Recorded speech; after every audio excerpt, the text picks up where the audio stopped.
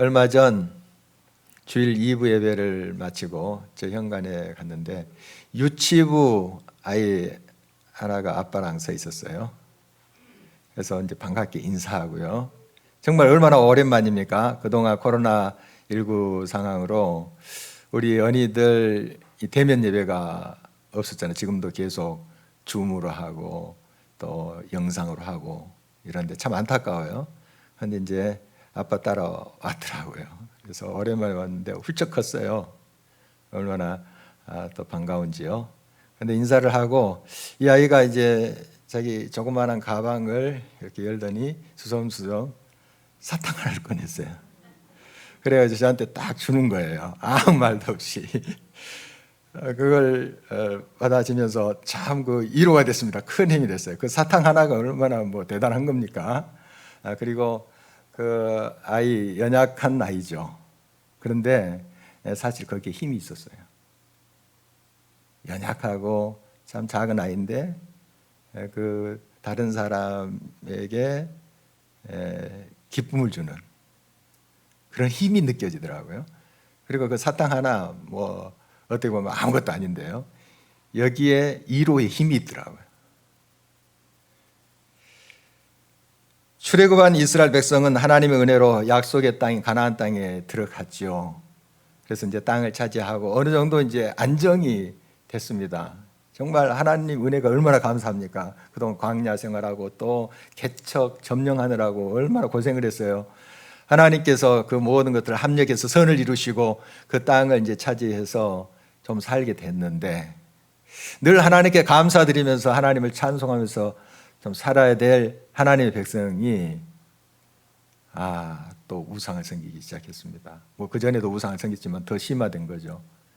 그 이방 땅에 있는 신들을 섬겼어요. 하나님이 제일 싫어한 게 그거예요.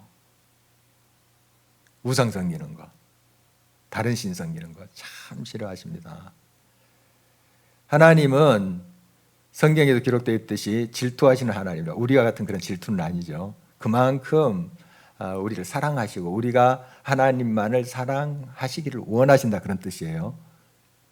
하나님만을 바라봐야 되는데 이방 신들을 섬기는 거예요. 이방 신들의 이제 특징이 음행입니다. 영적인 음행도 있지만 그 육체적인 음행이 자행되는 것이 그 이방 신전이에요. 그래서 굉장히 성적으로도 문란합니다. 하나님의 백성들이 이렇게 타락한 거예요. 그러면 하나님이 가만 계시겠습니까? 사랑하는 자녀들이 잘못된 길로 가는데 가만 두시겠어요? 사랑의 매를 드시죠. 징계를 하십니다. 꼭 그래요. 사사기를 보면은 이게 계속 사이클, 원을 그으면서 반복돼요.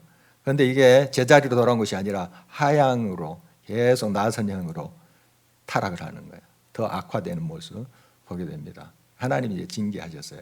그래서 메소포타미아 구산 니사다임 그 왕을 들어서 치세요. 하나님의 백성 이스라엘 치세요. 그래서 8년 동안 고초를 당합니다. 얼마나 힘들겠어요. 이때 이제 이스라엘 백성들이 매를 맞다 보니까 고통스럽잖아요. 하나님 용서해 주세요. 잘못했습니다. 잘해보겠습니다. 하고 하나님께 부르짖었어요. 하나님께서 이제 온니엘이라는 사람을 일으킵니다. 이제 사사죠. 이스라엘의 이제 사사 시대의 첫 사사예요. 온니엘. 여러분이 잘 알고 있는 갈렙의 사위입니다. 유다 지파 온니엘이라는 사람이 일어나서 하나님의 영에 충만하여 성령으로 충만하여 그 메소포타미아 왕으로부터 이 동족 이스라엘을 구출해냅니다. 그래서 40년 동안 또 평온해졌습니다. 잘 살게 됐죠. 그러면 또 하나님 감사해요. 이렇게 풍요를 주시고 또 안정하게 해주시고 자유롭게 이렇게 살게 해주시니 감사합니다. 이러면 참 좋은데 또 그래요. 또 악행을 저지래요. 이게 계속 반복되거든요. 그래서 이제 하나님이 징계하시는데요. 오늘 본문 12절 13절을 다시 한번 보십니다. 이스라엘 자손이 또 여호와의 목전에 악을 행하니라. 이스라엘 자손이 여호와의 목전에 악을 행함으로 여호와께서 모압 왕 에글론을 강성하게 하사 그들을 대적하게 하시매 에글론이 암몬과 아말렉 자손들을 모아 가지고 와서 이스라엘 쳐서 종려나무 성읍을 점령한지라. 이 모압이 쳐들어오죠. 이제 암몬하고 아말렉 연합군을 형성해서 이제 쳐들어와요. 이 모압이라는 나라는 요단강 동편에 있는 그런 나라고요. 이 아브라함의 조카 롯의 후손들이에요. 그런데 서로 이스라엘과 모압은 앙숙 관계가 되어 있습니다. 참 불행하죠. 그래서 이스라엘 백성들이 출애굽 생활할 때 광야에서 얼마나 고생했습니까? 그래서 모압 땅을 이제 통과만 하자. 우리 너희들 뭐 약탈하지 않고 해치도 않고 통과만 하자. 안 돼. 이렇게 했던 그 족속이 모압 족속이에요. 그리고 오히려 이스라엘 남자들을 꼬드겨 가지고 음행을 저지르게 했던 그런 이제 장모님들이 모압인들이에요. 그리고 발람이라는 아주 사이비 선지자를 통해서 이스라엘 저주하게 했던 그런 족속이 바로 모압 족속이에요. 이 족속이 쳐들어온 거죠. 그리고 보니까 아말렉도 같이 왔어요. 아말렉 여러분 기억하시나요? 이스라엘 출애굽했죠. 그래서 출애굽 초기에 전쟁을 크게 하나 치는 것이 있어요. 아주 초기에. 한 출애굽 1, 2개월 그 사이에 홍해 갈라지고 이제 바로 얼마 후에 전쟁이 일어났는데 이때 이제 여호수아가 군대를 거느리고 싸우러 갔고 모세는 산에 가서 기도했어요. 이때 큰 승리를 주셨죠. 그래서 그 싸움터가 르비딤인데 거기에 이제 돌단을 쌓고 그 돌단의 이름을 여호와 니시, 여호와는 나의 깃발이다. 깃발 꽂았다 하는 것은 승리했다. 하나님이 우리들에게 승리를 주셨다. 이렇게 외쳤던 바로 그 역사가 아말렉과의 전쟁이에요. 그런데 그 아말렉이 지금 동맹을 맺어서 쳐들어온 거예요. 그 앞에서 수치를 당하는 겁니다. 그러니까 하나님의 백성들이 언제나 어느 때나 하나님 앞에 겸비하여 하나님께 감사드리고 찬송하며 하나님 중심으로 살아야 되는데 우상을 섬기고 세속의 가치관으로 빠져버리고 하면 반드시 이런 징계가 따라오게 되어 있습니다. 이게 아주 공식이에요. 여러분도 한번 생각해 보십시오. 자녀들이 아주 잘못되고 있는데 나 몰라라 하고 있겠습니까? 꾸중을 하든지 기도를 하든지 훈계를 하든지 이렇게 해서 돌이키려고 하지 않겠습니까? 하나님의 마음은 그런 마음이에요. 하나님의 백성 이스라엘이 범죄했을 때 그들을 징계합니다. 돌이키게 하기 위해서죠. 그래서 이제 이번에는 이 모압을 들어서 이스라엘을 이제 징계하는데요. 여지없이 이 이스라엘이 그게 그 압제 밑에 속하게 됩니다. 그래서 18년을 고초당해요. 18년을. 정말 고난 속에 그 압제 속에 고통을 당하게 됩니다. 이때 또 이스라엘 백성들 뒤늦게 또 뉘우치죠. 맨 맞아야지 이렇게 좀 깨달습니다. 안 맞고 잘하면 참 좋은데 맨 맞으면 그때서야 잘못했습니다 비는 거죠. 그래서 이제 하나님 앞에 부르짖자 하나님 또 우리식대로 표현하면 그런 마음이 약해요. 긍휼의 하나님이란 뜻이에요. 긍휼의 하나님. 우리를 불쌍히 여겨 주세요. 그래서 이제 한 사람을 일으키는데 그 사람 이름이 에훗이라는 사람입니다. 에훗. 이 사람을 통해서 이스라엘을 이 모압에서 건져낼 계획을 가지십니다. 15절 말씀 주목해 보십니다. 이스라엘 자손이 여호와께 부르짖음에 여호와께서 그들을 위하여 한 구원자를 세우셨으니 그는 곧 베냐민 사람 게라의 아들 옌손잡이 에훗이라. 이스라엘 자손이 그를 통하여 모압 왕 에글론에게 공물을 바칠 때에 이 에훗은 그 출신이 베냐민 지파다 이렇게 돼 있죠. 출애굽 당시에 이스라엘 이제 12지파 중에 굉장히 두드러진 지파 있어요. 유다입니다. 유다 지파. 그때부터 굉장히 두각을 나타냈는데 물론 그 전에도 유다 자손들이 많았어요. 숫자도 많고 영향력이 굉장히 강했고요. 이 이스라엘 역사를 보면은 유다 지파가 굉장히 힘을 써요. 그 다윗도 그 지파고요. 보면 그리고 또 한 지파가 좀 두드러지는데 에브라임 지파입니다. 에브라임 요셉 아들. 요셉 지파라고도 성경에 또 같이 써요. 혼용해서 이제 나오는 지파가 에브라임이거든요. 그 요셉 지파예요. 요셉 지파. 굉장히 이제 힘이 있는데 상대적으로 이 베냐민 지파는 약해요. 그래서 베냐민 지파에 무슨 인물이 날까? 뭐 그 쓸만한 그런 제목이 날까? 이렇게 사람들이 생각할 정도로 사람들이 좀 무시했던 지파가 베냐민 지파예요. 거기 출신이에요. 그리고 왼손잡이래요. 요즘이야 우리 자녀들 또 손주들 왼손 쓰면 뭐 크게 여러분 신경을 안 쓰시죠? 그러나 한 몇십 년 전만 해도 왼손으로 밥 먹거나 뭐 글 쓰고 하면 그 손을 때렸어요. 오른손 쓰라고.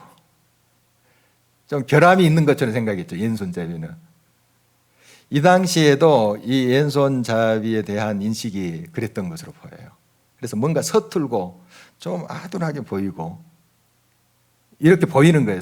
그게 실제로는 아닌데 얼마나 왼손잡이들이 머리도 좋다는 이야기도 있잖아요. 어떻든 지금은 우리가 잘 알고 있지만 그런 문화들이 있었습니다. 그리고 또 하나는 이스라엘 백성들의 공물을 걷어가지고 모압 왕 때 바쳤던 책임자예요. 자, 한번 생각해 보십시오. 일제강점기입니다. 우리 동족의 세금을 걷어서 일본한테 바치는 책임자로 생각해 보십시오. 모압에게 있어서는 이 에훗이 그래도 믿을 만한 사람이니까 거의 세운 거 아니겠어요? 또 모압 편에서 보면 참 충성을 다 하는구나 이렇게 생각하겠죠. 그러나 동족의 눈은 어땠을까요? 이제 공물을 바치지만 거들어 오면 바치지만 욕하지 않았겠어요? 그런 이치에 있는 사람이에요. 그리고 이 모압에서 이런 이스라엘 사람을 세울 때 어떤 기준이 되었을까 하는 생각을 해봤어요. 며칠 전 우리 한 집사님, 사업하는 한 집사님 그런 이야기 하더라고요. 좀 똑똑하고 또 학벌 좋고 이제 말하자면 그런 이제 직원을 쓰면 배워가지고 나가버린대요. 자기 사업을 해버린대요. 그러나 좀 늦지만 좀 순수한 그런 또 성실한 그런 사람이 끝까지 남아있는다. 뭐 그런 말씀을 해서 공감이 됐는데요. 바로 에훗이 그런 사람이 아니었을까. 아주 특출하고 뭐 대단하고 출신이 좋고 그런 사람이 아니에요. 굉장히 좀 어수룩하게 보일 수도 있어요. 그런데 이 사람에게 계획이 있었습니다. 에훗의 계획이 있었어요. 이제 공물을 걷어가지고 모압왕 에글론에게 갔어요. 거기 이제 바쳤어요. 그리고 다시 무리들과 함께 돌아갔습니다. 돌아가고 그 공물을 메고 온 사람들을 돌려보내고 자기만 혼자 살짝 빠져서 모압 왕에게 다시 왔습니다. 근데 다시 올 때 허벅지에 칼을 숨기고 왔어요. 자기가 직접 만들었다고 성경에 기록됐는데 딱 칼을 차고 왔어요. 왕이시여 내가 은밀하게 말할 것이 있습니다. 그랬더니 이제 모압 왕이 그 측근들을 자 물러가라 다 물러가게 했어요. 왕이 측근들을 물러가게 했다는 것은 이 에훗을 믿었다는 거예요. 그러지 않고서 어떻게 그 주변에 있는 호위병이나 이런 사람들을 물러가게 했겠습니까? 믿었다는 거고 이 사람 뭐 특출하고 대단하고 뭐 똑똑하고 머리 굴리고 그런 사람이 아닌 줄 알았어요. 뭐 계속 공물 바치면서 만나니까. 그런데 이 에훗이 하나님의 명령을 내가 말하리다 하면서 이제 가까이 가자 이 왕이 몸을 일으켰어요. 이때 숨겼던 칼을 들고 그를 찔러 죽였습니다. 이제 현관 나와서 그 접견 장소의 문들을 이제 안에서부터 이렇게 돌아가면서 이제 잠궜나 봐요. 그리고 유유히 빠져나왔어요. 그러니까 그 신하들은 에훗이 이제 나가는 모습을 본 거죠. 다 이렇게 아무 일 없는 것처럼 이제 접견이 끝나고 나가나 보다 했겠죠. 좀 이제 기다렸다가 그 접견 장소로 왕을 이제 만나러 이제 신하들이 가자 문이 잠겨져 있는 거예요. 그래서 그들이 그냥 쉽게 추출합니다. 발을 가리시나 보다. 이 발을 가리신다. 이게 무슨 뜻인가? 용변 보는 것을 이렇게 표현했어요. 그러니까 그 접견 장소 옆에 뭐 왕 화장실이 있었나 봐요. 그 발을 가리시나 보다 하고 기다렸어요. 그런데 한참 돼도 왕이 기척이 없는 거예요. 이상한데 하면서 열쇠로 문을 열고 보니 왕이 죽어서 넘어져 있는 거예요. 벌써 이제 이 에훗은 다 빠져나왔죠. 그래 이슬 땅으로 간 때예요. 에훗이 대단히 용기가 있어서 특출한 사람이어서 이렇게 하나님의 명령에 따라서 이 일을 한 것이 아니에요. 어떻게 보면 참 연약한 사람입니다. 부족한 사람이고 출신도 변변치 않을 수 있어요. 그러나 하나님이 그에게 말씀하셨다는 게 중요해요. 하나님이 함께 하셨다. 하나님의 영이 임했다. 그래서 사사들의 모습을 보면 또 다른 하나님의 지도자들 보면 하나님의 영, 하나님의 말씀이 임하자 그들을 통해서 하나님의 말씀이 선포되고 하나님의 역사가 이루어지는 것을 봐요. 그들이 힘이 있어서 대단한 출신이어서 아니에요.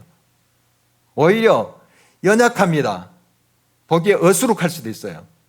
그러나 하나님의 영이 임하자, 하나님의 말씀이 임하자 그를 통해서 하나님의 역사가 진행되는 걸 봐요. 성경이 증명하는 그런 내용이죠. 그래서 이 에훗이 결국 이제 에글론 즉 모압 왕을 이제 죽이고 자기 나라에 가서 이스라엘에 가서 나팔을 붑니다. 군대를 소집해요. 그래서 이렇게 외칩니다. 28절 상반인데요. 나를 따르라. 여호와께서 너희의 원수들인 모압을 너희 손에 넘겨주셨느니라. 군대를 소집하고 그 군대 앞에 이렇게 외치는 거예요. 이 에훗이라는 사람이. 보니까 누가 넘겨주셨다고요? 여호와께서. 그러니까 지금 내가 용맹스러우니 나를 따르라 하는 것이 아니고 여호와께서 이미 저 모압을 우리 손에 넘겨주셨느니라. 완료형으로. 지금 아직 넘어오진 않았어요. 그 모압을 점령하지도 않았어요. 그러나 하나님의 약속이 있었던 거죠. 하나님이 네 손에 저 모압을 넘겨주겠다. 이걸 그냥 확신하고 외치는 거예요. 주셨느니라 이렇게 외치는 거예요. 이게 믿음이에요. 자기가 뭐 능력이 있어서가 아니에요. 용맹이 대단해서가 아니에요. 하나님이 그렇게 말씀하셨어요. 하나님이 저 모압을 네 손에, 내 군대의 손에 넘겨주셨다고 말씀하시니 그대로 외치는 거예요. 이게 하나님이 하시는 일입니다. 우리가 쭉 성경을 보면 또 여러분의 삶 속에서도 마찬가지예요. 우리 연약한 믿음이지만은 하나님 앞에 그 믿음을 가지고 하나님 말씀 따라서 나갈 때 누가 역사하냐면 하나님이 역사하세요. 하나님이 하세요. 여호와께서 원수들인 모압을 너희 손에 넘겨주셨느니라. 여러분 이 믿음이 우리들에게 요청되는 것입니다. 모압의 군사들은 모두 장사요 용사라고 오늘 기록되어 있습니다. 대단히 훈련을 잘 받은 그런 용사들이 하나도 남김없이 다 쓰러졌다 하는 것을 기록하고 있습니다. 수년 동안 모압 왕에게 굽실거리면서 동족의 공물을 바쳤던 이 에훗, 정말 연약하고 보잘것없는 그 에훗이었지만 하나님이 함께 하시고 하나님의 성령께서 함께 하시자 하는 그를 통해서 일하시는 것을 보게 됩니다. 우리는 약할 때 강해진다는 사실을 기억하시기 바랍니다. 약한 것은 약한 거예요. 강한 것은 강한 거예요. 약한 것이 강한 것은 아니에요. 이 말은 뭔가 하면 내 약함을 알고 강하신 하나님 붙잡을 수 있는 그런 절호의 기회를 갖는다는 거예요. 내가 약할 때 강하다는 것은 바로 강하신 그 주님을 내가 붙잡을 때 그 주님이 나를 통해서 역사하는 것을 말하는 것이죠. 1960년대 후반에 이스라엘 총리로서 열린 내각을 이끌었던 여성 정치가가 있습니다. 중동 평화에 대해서 기여한 바가 컸다고 해요. 그 이름은 골다 메이어인데요. 사람들은 그가 죽은 후에 12년 동안 백혈병을 앓고 있다는 것을 알았대요. 백혈병을 앓고 있으면서도 그것을 표시 안 나게 한 거죠. 얼마나 몸이 안 좋았겠어요. 그러나 늘 믿음으로 하나님을 바라보는 그런 신앙으로 그렇게 그 정치를 했다고 전해져 옵니다. 골다 메이어 총리는 자기의 약점에 대해서 이렇게 말하곤 했다고 전해져 옵니다. 나는 내 얼굴이 못생긴 것을 참으로 다행스럽게 생각합니다. 이 동네에도 좀 이렇게 외모에 대한 그런 생각들이 있나 봅니다. 평가들이 있나 본데요. 나는 일반적인 사람과 비교해 봤을 때 좀 못났습니다 하고 자기 자신 인정하면서, 그러나 그렇기 때문에 내가 이렇게 약하고 좀 그렇게 볼품없기 때문에 더 노력했습니다. 열심히 공부도 더 하고요. 나의 이러한 연약함은 나에게뿐만 아니라 이 나라에도 많은 도움을 주었습니다. 우리의 약점과 보잘것없음은 곧 하나님이 일하실 수 있는 조건이 됩니다. 약함의 역설이죠. 우리의 약함에 대해서 불평하거나 원망할 것이 아닙니다. 우리가 부족하기 때문에, 우리가 아무것도 없기 때문에, 우리가 연약하기 때문에 우리는 하나님을 붙잡을 수 있는 기회를 얻게 됩니다. 마태복음 1장에 보면 예수님의 족보가 나와요. 거기에 이제 5명의 여인이 등장하는데 한결같이 결함이 많습니다. 뭐 대단한 출신도 아니고요. 한번 살펴볼까요? 다말, 창녀짓을 했던, 창녀처럼 행동했던 그런 여자예요. 라합, 기생 라합. 또 룻, 이스라엘과 원수였던 모압 여인이에요. 출신이 그렇게 이스라엘 쪽에서 보면은 좋은 게 아니잖아요. 밧세바, 간통했던 여자. 마리아, 우리는 이제 알죠. 예수님을 성령으로 잉태하신 분. 알지만 세상 사람 보기에는 처녀가 아기를 가졌어요. 그때 돌에 맞았거든요. 하나같이 이런 여인들이 등장해요. 그들이 뭐 간통하고 또 뭐 기생짓을 하고 그 자체는 정당화 될 수 없습니다. 그 자체로 빛나는 것이 아니고 그런 연약함 속에서도 하나님께서 그들 가운데 역사하사 그들의 삶 속에 함께 하시기 때문에 그들이 변화됐다는 게 중요합니다. 어떤 모습이든지 하나님이 그들과 함께 하실 때 그들을 하나님께서 변화시켜서 사용하십니다. 우리도 연약한 것을 탓하고 없는 것을 탓할 것이 아니라 내가 비록 없다 할지라도 애국과 같이 출신도 변변치 않는다 할지라도 하나님의 영이 임하시면, 하나님이 함께 하시면 하나님이 나를 통해서 일을 이루신다. 이 믿음을 가져야 될 것입니다. 약하고 부드러운 자 에훗 통해서 하나님의 강력한 그런 능력이 드러났습니다. 에훗이 이끄는 이제 이스라엘 백성 앞에서 모압 군대는 이제 다 쓰러졌고요. 그리고 18년 동안 이제 그 모압 왕 밑에서 벌벌 떨었잖아요. 그 두려움이 다 사라졌습니다. 그리고 80년 동안 평안을 누렸습니다. 이 사사 시대의 최장기간으로 한 사사 밑에서 평안을 누렸던 기록이에요. 에훗이 대단해서요? 출신이 좋아서요? 똑똑해서요? 아닙니다. 자기 연약함을 알아요. 부족함을 알아요. 동족들이 그 곡물 걷어서 바칠 때 수근수근 했을 거예요. 그러나 하나님을 바라봤죠. 끝까지 하나님을 바라봤죠. 믿었죠. 하나님이 그를 통해서 역사하신 것 아니겠습니까? 바울은 육체적으로 병약했습니다. 사탄의 가시라고 표현할 정도 큰 질병이 그를 아프게 했고 고통에 집어넣습니다. 그가 고쳐달라고 하나님께 3번 기도했다잖아요. 아마 전심을 다한 기도였을 거예요. 그런데 하나님께서 이렇게 말씀하셨잖아요. 고린도후서 12장 9절 10절. 나에게 이르시기를 내 은혜가 내게 족하도다. 이는 내 능력이 약한 데서 온전하여 짐이라 하신지라. 그래서 이 말씀을 들은 이제 바울이 이렇게 반응했다고 기록이 이어집니다.